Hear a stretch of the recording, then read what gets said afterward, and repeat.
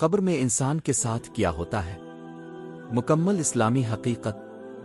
کیا آپ نے کبھی سوچا ہے کہ جب انسان کو قبر میں رکھا جاتا ہے تو اس کے ساتھ کیا ہوتا ہے؟ وہ لمحہ جب دنیا ختم ہو جاتی ہے اور ایک نئی زندگی شروع ہوتی ہے، وہ لمحہ جب رشتے دار، دوست اور گھر والے انسان کو دفنا کر واپس چلے جاتے ہیں، لیکن انسان قبر میں اکیلا رہ جاتا ہے۔ حدیث میں آتا ہے کہ جب انسان کو قبر میں دفن کیا جاتا ہے اور لوگ واپس جانے لگتے ہیں تو مردہ ان کے قدموں کی آواز بھی سنتا ہے۔ تصور کریں، اندھیری قبر، خاموشی، اور انسان بالکل تنہا۔ اسی وقت اچانک دو فرشتے قبر میں آتے ہیں۔ یہ فرشتے منکر اور نکیر کہلاتے ہیں۔ ان کا انداز بہت سخت اور خوفناک ہوتا ہے۔ وہ انسان کو اٹھا کر بٹھاتے ہیں اور 3 سوال پوچھتے ہیں۔ پہلا سوال، Who is your Lord? I don't know. What is your religion? تمہارا رب کون ہے؟ دوسرا سوال، تمہارا دین کیا ہے؟ تیسرا سوال، تمہارے نبی کون ہیں؟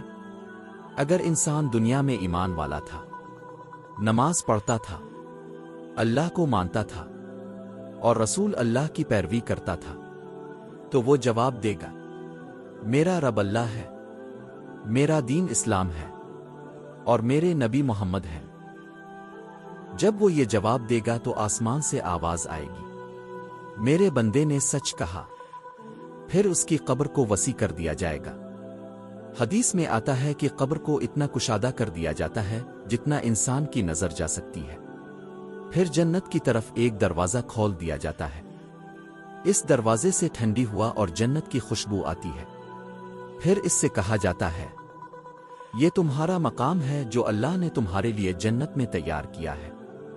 اس وقت مومن انسان اتنا خوش ہوتا ہے کہ وہ کہتا ہے، اللہ قیامت جلدی قائم کر دے تاکہ میں جنت میں جا سکوں۔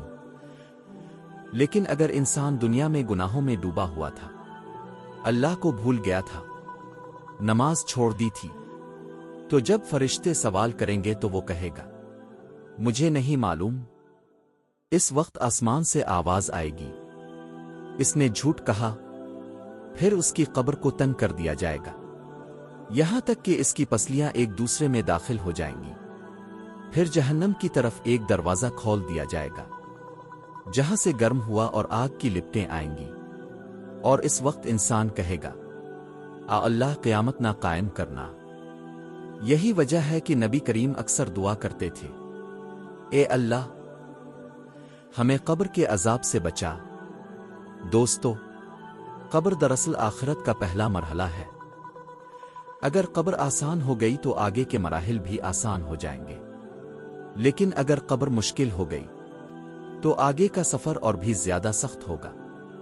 اسی لیے ہمیں چاہیے کہ ہم اپنی زندگی میں نماز قائم کریں، گناہوں سے بچیں، قرآن پڑھیں اور اللہ سے معافی مانگیں، کیونکہ ایک دن ہم سب کو اسی قبر میں جانا ہے، اور وہاں نہ دولت کام آئے گی، نہ طاقت، نہ دنیاوی شہرت، وہاں صرف اعمال کام آئیں گے۔